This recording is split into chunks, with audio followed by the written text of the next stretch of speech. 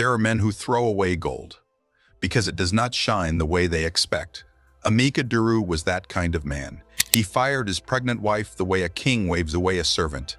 No warning, no softness, no shame, just a cold office, a signed letter, and 4 words that changed everything. You are no longer needed. He said it like it was easy, like she was a broken chair, like the child growing inside her belly was not also growing inside his future. What Emeka did not know, what he could not have imagined in his proudest moment, was this. The woman he just fired, she already owned the building he was sitting in. Silvergate Bank did not begin with marble floors and glass walls. It began with a man named Emeka Duru, who used to walk barefoot to the river every morning to fetch water for traders who paid him in coins. People saw him and thought, that man will always be poor. But Emeka only smiled and said, a river does not announce itself. It just keeps moving. From those coins he saved. From those coins he saved. From those savings he lent small money to market women who paid him back with interest. From that small lending he registered a cooperative. From that cooperative he built a community savings house.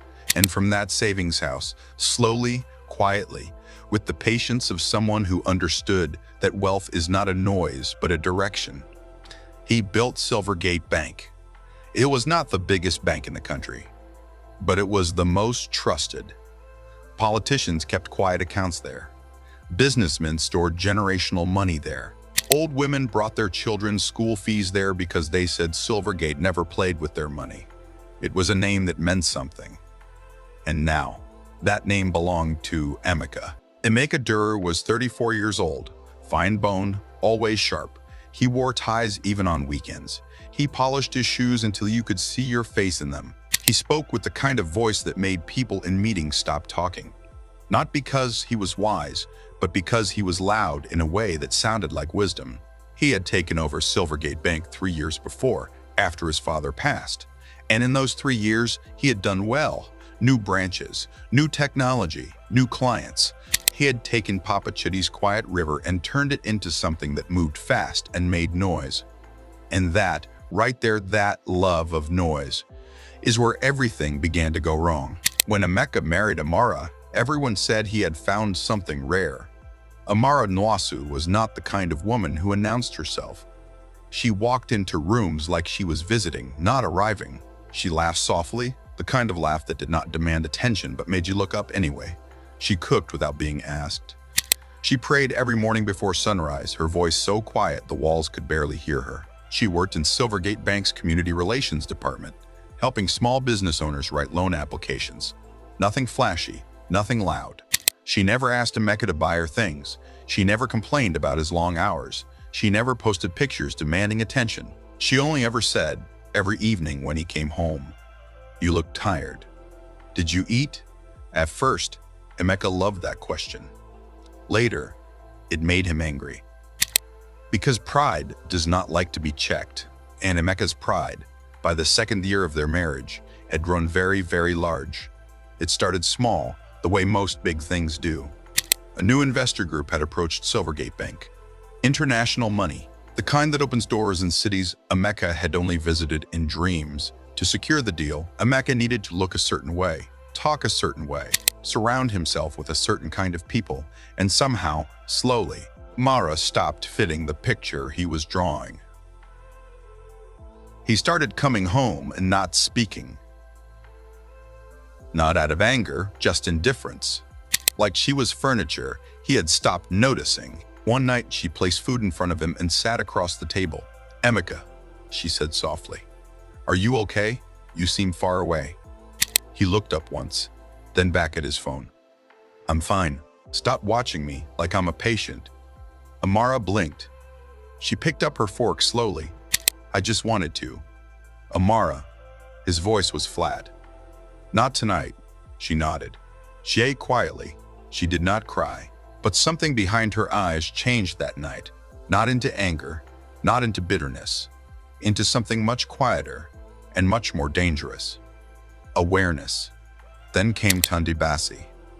Awareness, then came Tunde Basi. Tunde was everything Emeka wished he could be without effort. Tall, easy smiling with a kind of confidence that did not need a tie to exist. He had joined Silvergate's executive team 6 months before as head of strategy, and within weeks, he had become Emeka's shadow. They ate lunch together. They attended events together. Tunde laughed at Emeka's jokes before the punchline landed.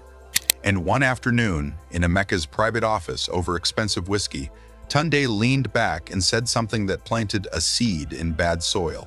"Emeka, you know what your problem is?" Emeka raised an eyebrow. "Tell me, your image." Tunde swirled his glass. "You're running an international-level bank, but your life still looks local." Emeka frowned. "What does that mean?" Tunde smiled slowly. "A man at your level needs a partner who matches his ambition. Someone who opens rooms, not just someone who warms food." The words sat between them like smoke. Emeka said nothing, but he heard everything. That is the thing about pride. It does not need a loud voice to grow. It only needs one quiet suggestion from the right person at the wrong time. The month Amara's belly began to show, everything changed. She had not planned to tell him at work. She had wanted to tell him at home, with care, with softness. But on that morning, she had felt dizzy at her desk, and the office doctor had confirmed it quietly in the clinic downstairs. She went to Emeka's office, hands trembling, not from fear, but from the kind of joy that shakes the body before the heart can contain it. She knocked. Walked in. Emeka was at his desk, papers spread, phone pressed to his ear. He held up one finger without looking at her. She waited. He finished the call, looked up, impatient. "What is it?" "I have a meeting in 10 minutes. "Emeka," she said, voice soft. She placed one hand over her stomach. "I'm pregnant." The room went completely still. She expected joy, or at least surprise. What she got was something she had no name for. Emeka stared at her belly, then at her face. Then he stood up, very slowly, and walked to his window and looked outside at the city below. His jaw tightened. His hands went into his pockets. "This is not good timing," he said. Amara's breath caught. "Emeka, I am in the middle of the biggest deal this bank has ever seen." His voice was controlled, cold. "I cannot have distractions." "A baby is not a distraction," she whispered. He turned around, and the look on his face. It was the look of a man who had already made a decision before the conversation started. He called HR the next morning.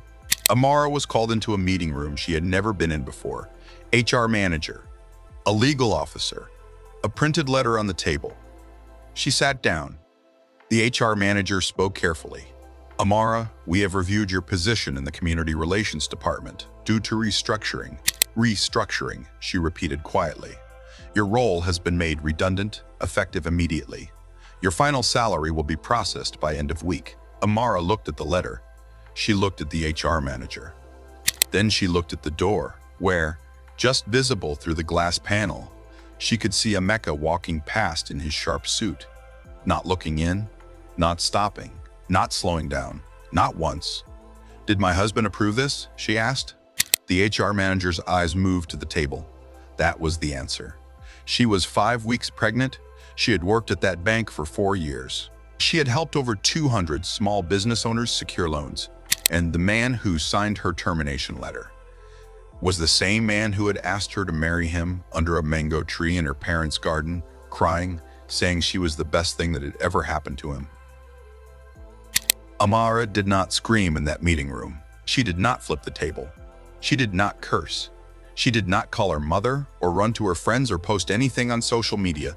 She took the letter, folded it twice, put it in her bag. She said, "Thank you for letting me know." And she stood up and she walked out of that building with her back straight and her head high past the security desk where Ulu, the guard who had greeted her every morning for 4 years, looked at her with sad eyes and said nothing. Outside, the sun was hot and heavy. Amara stood on the pavement and placed one hand on her flat belly. "Don't worry," she whispered to the child inside her. "Your mother knows what she is doing." And somewhere inside her, past the pain, past the shock, past the grief of a love that had slowly turned into a used envelope, something woke up. People expected Amara to fall apart. She did not. She called one person, one woman, a woman named Blessing Okoye. Blessing was 61 years old, small in body, enormous in presence. She was not Amara's blood. She was not her aunt, not her cousin, not any family the world could name. She was simply the woman who had seen Amara's face at a charity dinner 3 years ago and said, "You were carrying something heavy. Come and sit." From that one sentence, a friendship had grown that most blood relationships never reach. When Amara knocked on Blessing's door that evening, bag over one shoulder, eyes dry but hollow, Blessing took one look at her and said nothing. She opened the door wider and stepped aside. That was all. For 3 days, Amara slept. She ate little. She sat by the window. She watched rain fall on the garden outside, and she let herself feel everything she had been holding since that meeting room. Every quiet evening she had swallowed. Every dismissal she had answered with patience. Every night she had cried into her pillow so the walls would not learn her sadness. She let herself feel it all, and then, on the 4th morning, she washed her face. She made tea. She sat across from Blessing at a small kitchen table, and Blessing looked at her carefully and said, "Amara, who are you?" Amara's fingers tightened around her cup. "I am tired." "No," Blessing said firmly. "Tired is not a name. Tired is a weather." "Who are you?" Amara was quiet for a long time. Then she said very softly, "I am not who they think I am." Blessing did not blink. "Tell me." And so Amara told her, not all of it, just enough. "My father," Amara said, voice barely above a whisper, "is Chief Obiora Nuwasu." Blessing's teacup stopped halfway to her lips. Because that name, Chief Obiora Nuwasu, was not a name you heard at dinner parties or read in newspapers. It was a name that moved through boardrooms like a breeze through a closed window, felt but never seen, spoken in the kind of low tones that serious men use when they want to be believed. Chief Obiora Nwosu was among the wealthiest men on the African continent, not because he announced it, but because his money moved in ways that most people would never trace. Oil, shipping, real estate, agriculture, private equity, funds buried inside funds like Russian dolls made of gold. He had only one child, Amara. He told me, Amara continued, not to tell Emeka. He said, "Let him love you for you, not for what you carry." He said, "Love tested by money is not love, it is performance." Blessing breathed out slowly. "And now?" she asked. Amara looked down at her belly, which had just begun to curve. "Now I am carrying his grandchild, and I am sitting in your kitchen. And the man who fired me is polishing his shoes and preparing for international investors." Blessing was quiet. Then she said, "What do you want to do?" Amara's eyes lifted, and there was something in them that had not been there 3 days ago. Not anger. Not revenge. Purpose. "I want my child to grow up knowing that when people mistake your silence for weakness," she said slowly, "there is a consequence. A real one. But I do not want to become the pain that hurt me." Blessing nodded, once, like a woman who had been waiting years to hear someone say exactly that. "Then we will do it right," she said. "Your father's way. Quiet. Precise. Like water finding a crack." Back at Silvergate Bank, Emeka Duru was celebrating. The international investor group had confirmed their interest. A partnership meeting was scheduled. Tunde had worked his connections and brought 2 additional European funds to the table. Emeka was flying to London the following week. His world, it seemed, was expanding in every direction. He had moved Amara's things out of his house quietly with the help of a housekeeper while she was gone. No conversation, no meeting. He sent a message through his lawyer. Clean break. Monthly support. The child's needs would be covered. He did not call her. He did not visit. He told his mother, Mama Duru, a stiff, proud woman who wore her disappointment in others like perfume, the marriage was a mistake. Amara was too small for where I am going. And Mama Duru, who had never liked Amara's quietness, who had always called her too calm, too plain, no fire, she nodded and said, "Good." A rising canoe cannot carry extra weight. Neither of them heard the irony in those words. Not yet. Within a week of his London trip, Emeka met Diana Cole. Diana was British-Nigerian, polished to a shine, the kind of woman who walked into rooms and the lighting seemed to adjust for her. She had a financial consultancy based in London and Lagos, and she had been recommended to Emeka by Tunde as someone who understood how the big players think. She and Emeka met at a private dinner in a Chelsea restaurant where the portions were small and the wine was older than most marriages. Diana laughed at the right moments. She challenged him on 2 industry points, which made him feel respected. She talked about Silvergate with the kind of analysis that made Emeka feel like he had been underestimating his own bank. "You're not just a bank," she told him, leaning forward. "You're a legacy. You just need the right people helping you position it." By dessert, Emeka had decided Diana Cole was exactly the kind of energy he needed. What he did not ask himself was this: why is someone this polished available so easily? The most dangerous doors are the ones that open without being knocked. While Emeka was in Chelsea drinking old wine and feeling like a king, in a quiet office in Lagos, a woman named Ade Ike was signing paperwork. Ade Ike was Amara's private attorney. She was young, sharp-eyed, the kind of lawyer who read every word of every document twice and then read it again. Chief Nwasu had sent her personally. She was signing the first round of share acquisition papers. Silvergate Bank had 11 shareholders beyond the Duru family: old investors, retired board members, a cooperative group, a church fund that had invested 15 years ago and forgot to reevaluate. They were being contacted one by one, privately, carefully. Premium prices, the offer letters said. Sell now before market conditions shift. Some said no, most said yes, because money in hand is always louder than loyalty to a name. Amara's pregnancy moved forward like a quiet river. She stayed in Blessing's spare room for 2 months, then moved into a small apartment that her father's team arranged. Clean, safe, no noise. She attended every prenatal checkup. She ate well. She prayed every morning. She did not post a single thing on social media. She did not call Emeka. She did not need to, because while she was resting, while she was growing her child and healing her heart and making peace with the version of her life that had broken apart, her father's money was moving, like wind through tall grass, like water finding every crack, quiet, precise, unstoppable.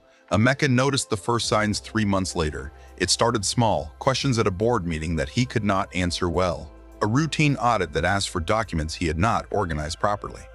2 minority shareholders who had not shown up to meetings in years, suddenly requesting full governance reports. He asked his operations manager, a steady man named Mr. Twain, Osei, what was happening. Mr. Osei looked uncomfortable. "Sir, there are some changes in the shareholder register." "What kind of changes?" Mr. Osei placed a document on the desk slowly. 3 shareholder positions have changed hands in the last 8 weeks. Emeka scanned the paper. "Who bought them?" "A company called Greyfield Capital." Emeka frowned. "I've never heard of them." "No one has, sir," Mr. Osei said carefully. "That is what concerns me." Emeka waved the worry away. He had bigger things on his mind. Diana had arranged a second meeting with the European funds. The partnership was close to signing. Once that money came in, shares and audits would sort themselves out. He told Mr. Osei, "Monitor it. Don't make it a drama." And he went back to his phone. But even as he spoke those words, Tunde Bassi was having a private lunch at a restaurant Emeka did not know about. Across from him sat Ade Ike, Amara's attorney. They were not strangers. Tunde had been approached 6 weeks earlier. His shares in Silvergate, a small percentage given to him as part of his employment contract, had been offered a price he could not refuse, 3 times market value. He had sold them immediately and quietly, and said nothing to Emeka, because Tunde Bassi had always been the kind of man who sailed toward whatever wind was strongest. And the wind, it was now very clear, was changing direction. Amara gave birth on a Tuesday morning. The rain had stopped the night before. Like the sky had been holding its breath, and finally let it go. The sun came up clean and soft, the kind of morning that feels like a promise. It was a girl. She came into the world with a cry so strong, the nurse laughed and said, "This one came ready." Belle! Amara held her daughter against her chest and wept.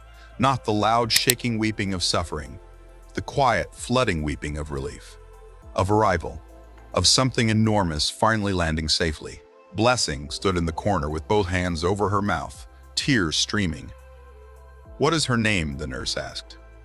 Amara looked at her daughter's face, small, perfect, already determined looking, and said without hesitation, "Sochi. Sochi. It means, watch over God."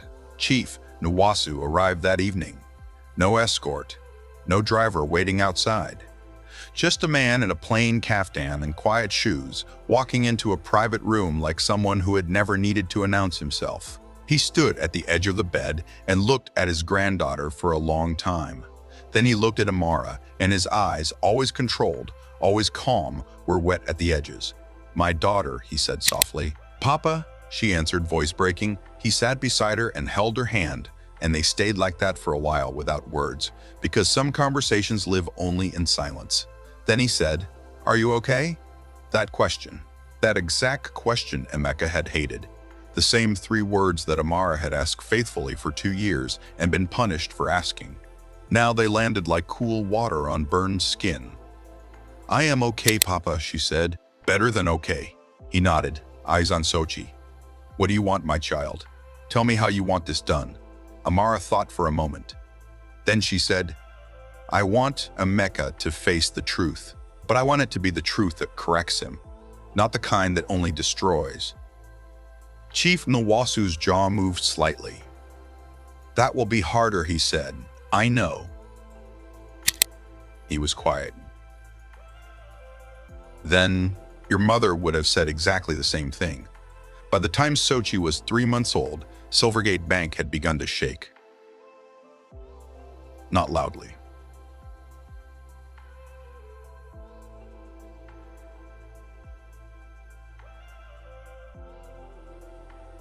Briami, the way an old building shakes, from the inside first, so slowly you almost miss it, until one morning the cracks are too wide to ignore.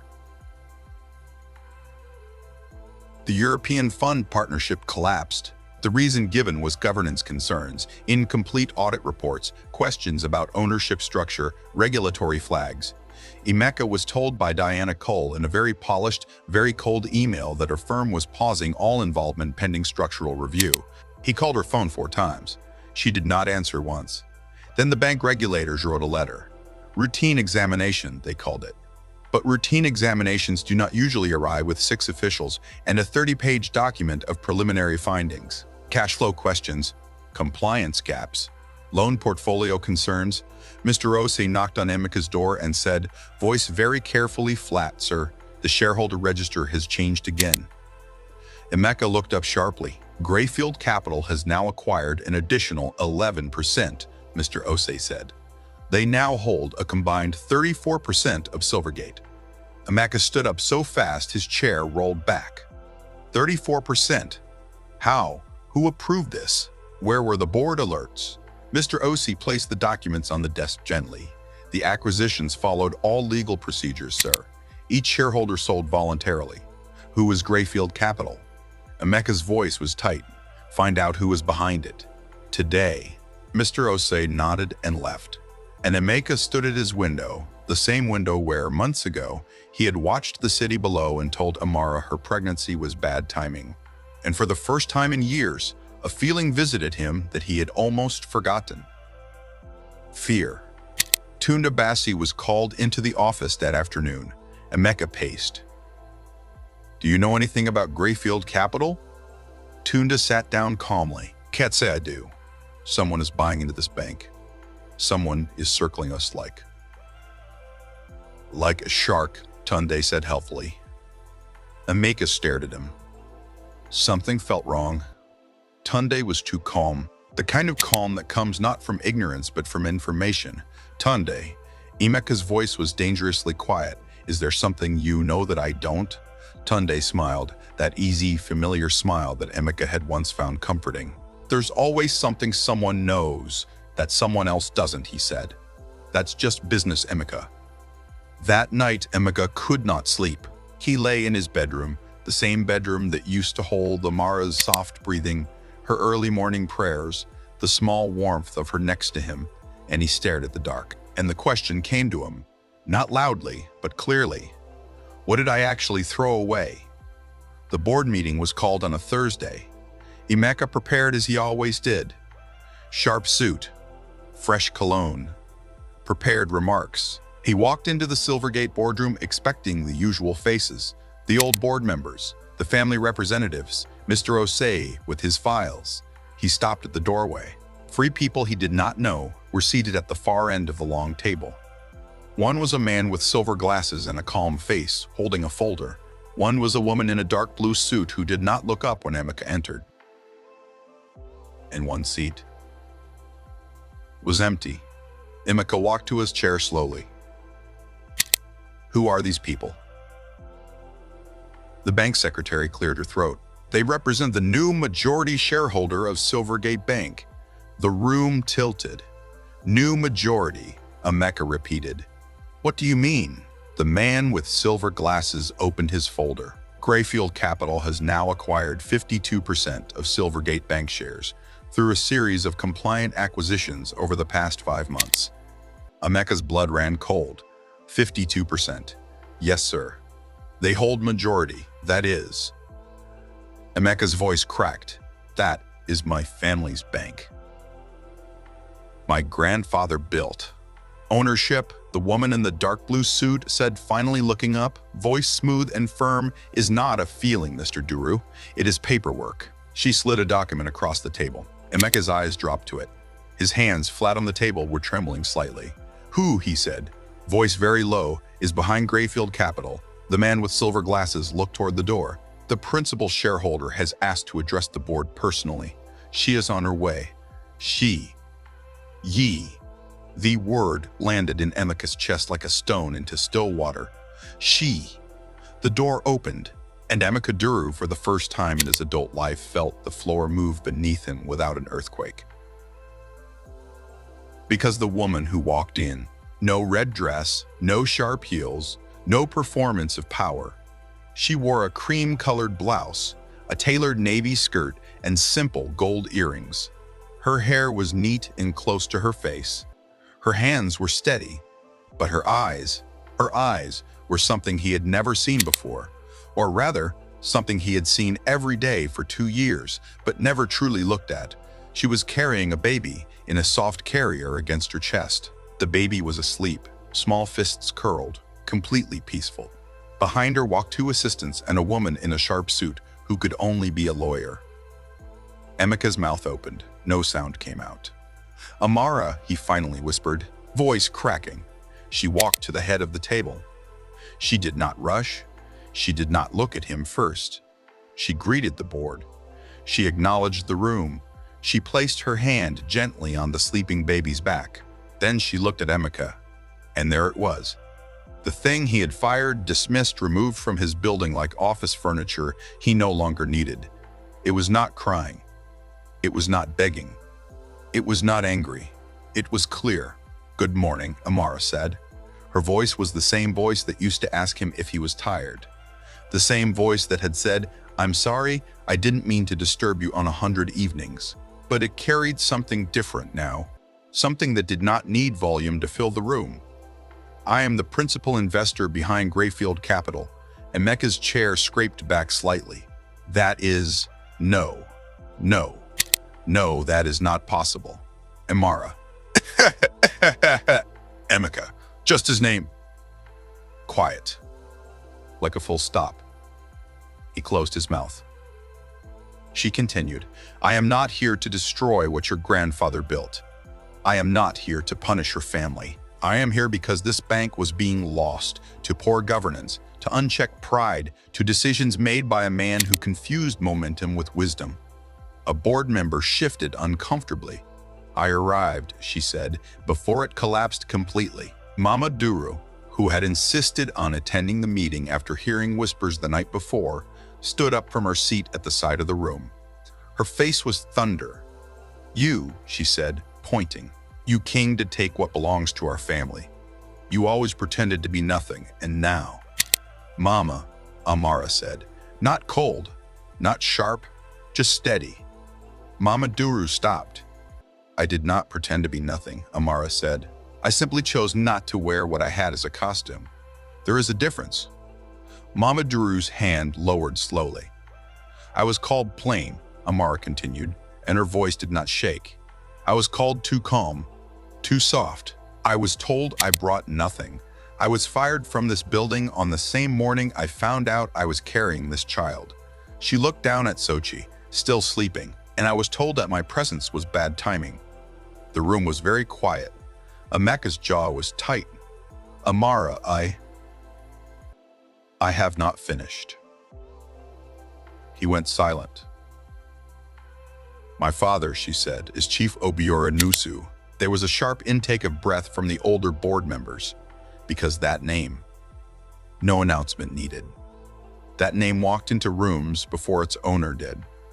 Every serious person in that room had heard it, had spoken it in low tones, had wondered about the man behind it. And that man's daughter had been fired by Emeka Duru 5 months ago with a printed HR letter and 4 words. You were no longer needed. The irony did not need narrating. It simply sat in the room and breathed. Emeka stared at her. You are his daughter, he said, voice hollow. I always was. You hid it. Day. I chose not to announce it, she said. My father told me, let the man who asks for your hand love you for your hand, not for what it can reach. He said love that is built on wealth is not love. It is a transaction. She looked at Emeka directly. I wanted to know if you would love me when I had nothing to offer you but myself. The words fell like rain on a dry roof. And I got my answer, she said. Emeka's head dropped. Tunde Bassi, sitting 3 chairs away, looked at the table and said nothing, because men who sell their loyalty early tend to become very quiet when the reckoning arrives. What happens now? Asked the board member with silver glasses. Amara turned to the room. Silvergate Bank will not be closed. Staff salaries will be stabilized. Outstanding loan obligations will be restructured. A new compliance team will be brought in. She paused. Governance will be repaired. She looked at Emeka. Emeka Duru will step down as CEO. Gasps, soft and sharp. No, Emeka said immediately, standing up. No, Amara, you cannot. This is my family's institution. My grandfather built something great, she said, and it deserves better than what it has received. She did not raise her voice. Not once. You will remain on the board. You will retain your family's stake, but executive power requires accountability, and accountability requires humility. And accountability requires humility, both of which you are going to have to earn. She pushed a document forward. This outlines the transition structure. Emeka stared at the paper, then at the woman standing at the head of his grandfather's table. I didn't know, he whispered. Amara, I didn't know who you were. Her gaze did not flinch. Yes, she said. You didn't know. And because you didn't know, you felt safe to be cruel. She let that sit for a moment. Now you know. So let us see who you choose to be. Emeka's voice, when it came, was the smallest it had ever been. Can I see her? He was looking at the baby. Sochi had woken during the conversation. She was blinking slowly, looking around at the room with the unworried curiosity of someone who had arrived into the world and found it interesting. Amara looked at her daughter, then at Emeka. Not today, she said, but yes, in time. With boundaries. With consistency. Amara. Emeka. She looked at him. I did not come here to end you. I came here to make sure our daughter never has to choose between respecting her father and respecting herself. He swallowed hard, his eyes bright. Start becoming the man she will be proud of, Amara said. That is all I am asking. After the meeting, word traveled fast through the circles that always know what to whisper. Diana Cole posted a business update that week about exciting new partnerships with zero mention of Silvergate. When Emeka called her, she picked up for the first time in weeks. "Emeka, darling, you know how it is," she said, breezy and untouchable. "Business is business. I hope the transition goes well for you." "Diana, I really must run. Lunch meeting, click." That was the end of Diana Cole. Tunde Bassi submitted his resignation the following Monday. He left a card on Emeka's desk that said, "No hard feelings, just timing." Emeka sat and stared at it for a long time. Then he put it in the bin. Because some lessons do not need filing, they only need witnessing. That evening, Emeka sat in his house, the same house from which Amara's things had been removed quietly by a housekeeper, and he looked around the rooms. The house was perfectly arranged.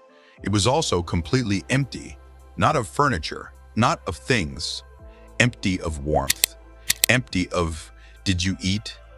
Empty of quiet prayers before sunrise, empty of the soft, specific presence of someone who had loved him when he had not deserved it. He sat with that emptiness for a long time, and for the first time, not in pride, not in performance, but in real and honest silence. He cried. Amara did not become a different person when she took power. That is the thing that people who watched her never forgot. She did not redecorate Emeka's office with her things.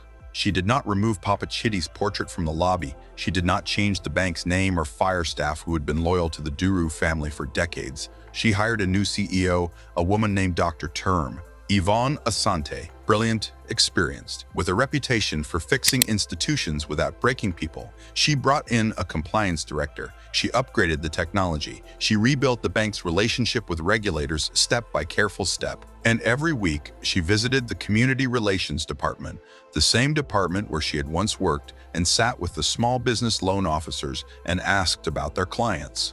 She remembered the names of some of the women she had helped 4 years earlier. She asked after them. That department, which had been quietly shrinking under Emeka's cost-cutting, began to grow again, and the staff, they noticed. They began to say things to each other quietly, in corridors and on lunch breaks. She is not here to punish him. She is here to protect the work. And that, more than any boardroom announcement, was the thing that changed Silvergate Bank. Emeka began therapy 3 weeks after the board meeting. His uncle, his father's quiet brother, a man named Mr. Tov, Duru Sr., who had watched all of this with sad, knowing eyes, had sat with him one evening and placed a therapist's card on the table. "Your father used to say, Mr. Turib," Duru Sr. said, "that the most dangerous man is not the one who is wrong. It is the one who is wrong and cannot hear it." Emeka looked at the card. "I heard it," he said. "Too late." "No," his uncle said. "Late is still not never." Therapy was harder than Emeka expected, not because the therapist was unkind, but because kind questions, asked in a quiet room, have nowhere to hide. They find every corner. Why did success make him afraid? What was he proving, and to whom?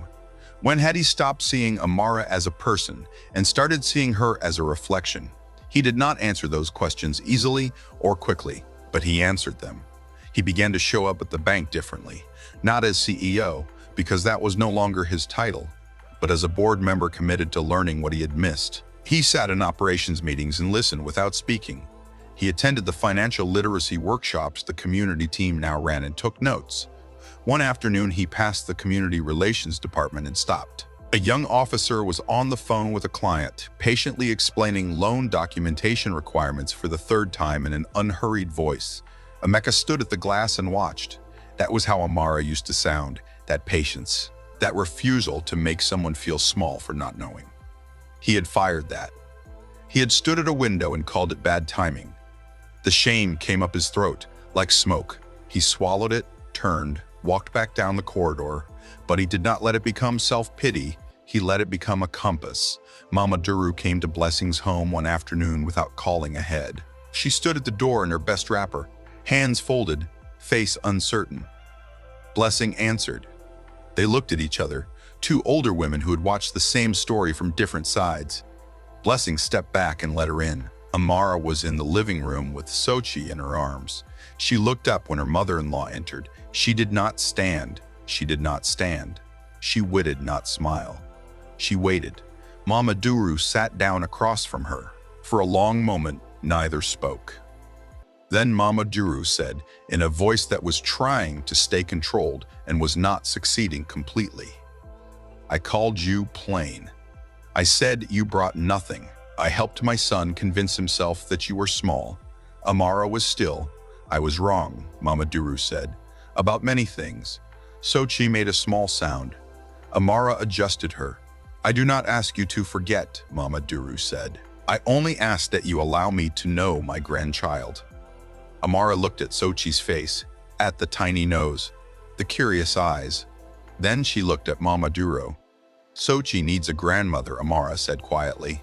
"But she also needs to grow up watching how women treat each other, how they hold each other up, instead of competing for the approval of men who have not yet earned it." Mama Duru's eyes were wet. She nodded. "I will learn," she said. "Then you are welcome," Amara said.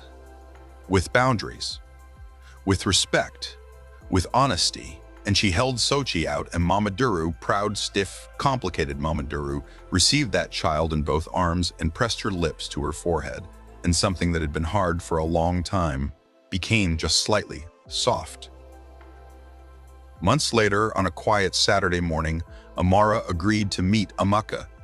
Not at a bank, not at any building that belonged to either of them, at a small cafe near the water, where ordinary people drank ordinary coffee and minded their own business. Emeka arrived first. He sat at a corner table, hands flat on the surface, back straight. He was dressed plainly. No tie, no performance, just a man at a table. When Amara walked in with Sochi in a carrier on her back, he stood up immediately. She noticed that. She sat down. Sochi looked at Emeka with enormous, unblinking eyes. Emeka's face did something complicated. "She has your eyes," he said softly. "She has her own eyes," Amara answered, but not unkindly. They sat for a moment. Then Emeka said, "I want to tell you what I have understood, not to ask for anything back, just because you deserve to hear it." Amara waited. "I spent our marriage trying to prove something," he said. "To my father's memory, to the city, to myself, and I turned you into a background character in a story that was supposed to be about me." He looked at his hands. "I took your kindness and I charged it as debt, and then I threw it away when I thought I didn't need it anymore." Amara said nothing. "I was wrong about everything that mattered," he said, "not just about who you are, about what love is, about what strength is." He looked up. "You never stopped being strong. I just wasn't looking." The cafe moved around them, cups clinking, chairs scraping, ordinary life continuing without drama. Amara was quiet for a while. Then she said, "Why should I trust any of this?" "You shouldn't," Emeka said immediately. "Not yet. Trust is not a speech. It is a record." He met her gaze. "I am asking for the chance to build a record. As Sochi's father, as a human being who is trying to be better than I was." Amara looked at her daughter. Sochi had fallen asleep, small and warm against her back. "You can see her," Amara said slowly. "Twice a week, with structure, with a schedule. And if you are consistent, and I mean truly consistent, not for a month but for a year, we can renegotiate." Emeka exhaled. It was the breath of a man released from something crushing. "Thank you," he whispered. Amara picked up her coffee. "Emeka." "Yes." She looked at him with eyes that were not angry and not warm and not cold, just honest. Never again call a quiet woman plain. Never again mistake her patience for emptiness. The most dangerous assumption a proud person makes is that silence means nothing. Emeka nodded slowly. His eyes were wet. "I know. No," she said gently. "Now you know." "No," she said gently. "Now you know. Before, you only thought you knew everything. That is how you ended up here." The years that followed wrote a different story for Silvergate Bank. Under Dr. Ivan Asante's leadership and Amara's strategic oversight, the bank grew, not with noise, not with press conferences and celebrations, with work, with governance, with the patient, persistent effort of people who cared about what they were building.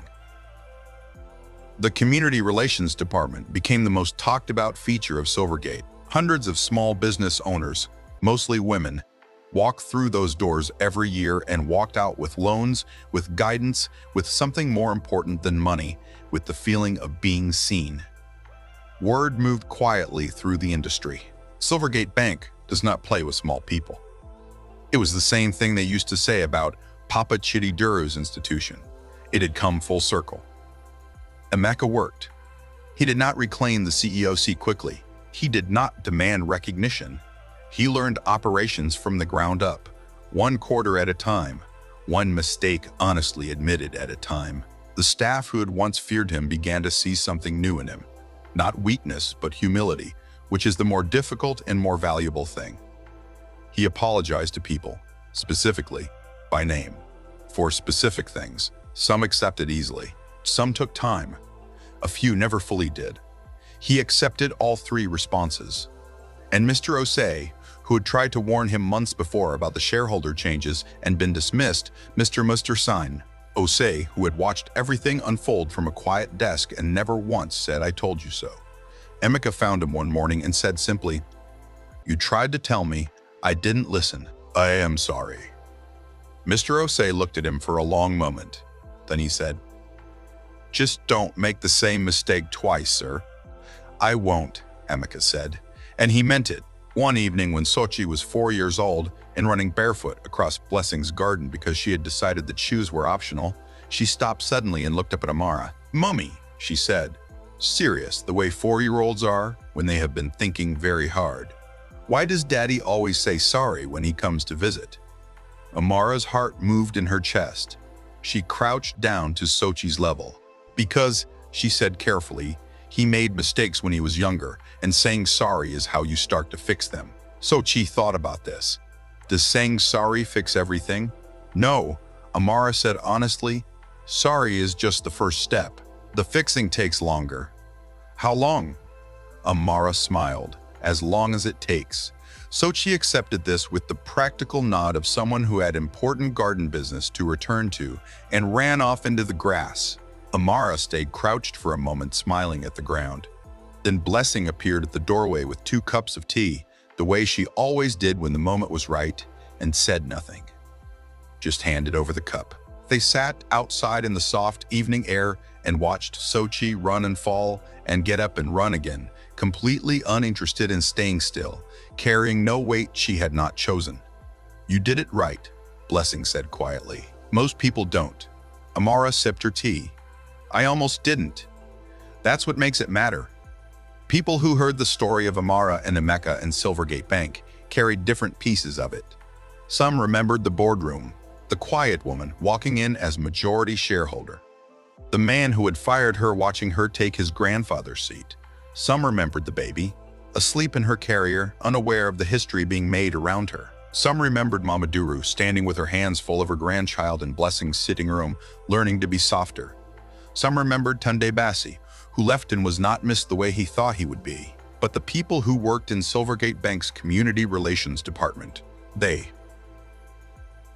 remembered something else. They remembered that the woman who had come back and owned everything had once sat at a desk in their corridor quietly helping a fish seller in the market write a loan application, taking as long as the woman needed, never once making her feel small. They remembered that she had done that work long before anyone knew her name, long before the boardroom, long before the parlor, long before the power, long before the story that the world would come to tell. And that is the kind of thing that matters most, not the arrival, but who you were on the way there. Chief Obiora Nwasu watched all of it from his quiet distance. He never gave interviews. He never asked for credit. When journalists tried to connect him to the Silvergate story, his office released one single line: "No comment." But one evening, sitting across from Amara in the back garden of her home while Sochi slept upstairs, he told her something he had never said out loud before. "I built everything I built," he said, "because I was afraid. Afraid that if I did not, my family would suffer the way my mother suffered, the way her mother suffered." He looked at his hands. Fear is a powerful engine, but it is a terrible guide. Amara listened without interrupting. "You," he said, "built what you built because of something different. not fear, not pride. He looked at her steadily. You built it because you refused to let pain become your character. Amara was quiet for a moment. I learned that from you, she said finally. You told me, do not let the world teach you to be small. But you also showed me by example. You had more than anyone around you, and you never once used it to make anyone feel less. Chief Nuasu smiled. It was a small smile, the kind that lives deep in the face and does not perform for anyone. Your mother used to say, he said softly, that the most powerful thing a person can do is remain themselves when everything around them is trying to reshape them. Amara's eyes filled quietly. She had lost her mother at 19. She did not speak of her often, but she thought of her constantly, in small moments, in quiet decisions, in the way she held Sochi when the baby was startled, pressing her close and saying, I am here. You are safe. Nothing about this moment will break you. I try, Amara said. You do more than try, her father answered. You succeed. They sat in the garden until the stars came out. They said little. They needed to say little. Because some company does not require conversation. It only requires presence. And somewhere across the city in a modest apartment that Emeka had moved into, after selling the large house that had begun to feel more like evidence than a home, a man sat at a simple desk and wrote a letter. Not to Amara. He was not yet at that place. He wrote to his grandfather, Papa Chitty, I almost lost your name. Not to an enemy, not to bad luck. To myself. To the version of myself that thought pride was the same thing as strength. You built something real with a wheelbarrow and patience. I nearly took it apart with a suit and arrogance. I am trying now. I am trying to understand what you understood that I did not. That a company is only as good as the people inside it. That a man is only as strong as the respect he gives freely, not the fear he demands. I will earn it back. The name, the work, the right to stand at the front of what you started, but slowly, the right way. Your way. He folded the letter. He did not send it anywhere. He placed it in a small wooden box on his desk, the kind of box that people keep for things that matter but have no audience. Then he went to bed, and for the first time in a very long time, he slept without the tight chest, without the turning and turning of a man running from himself. He slept like someone who had finally stopped and chosen at last to begin. That is why the elders say, a woman who carries her worth quietly is not hiding it. She is protecting it until the day the world is ready to be taught what it could not see.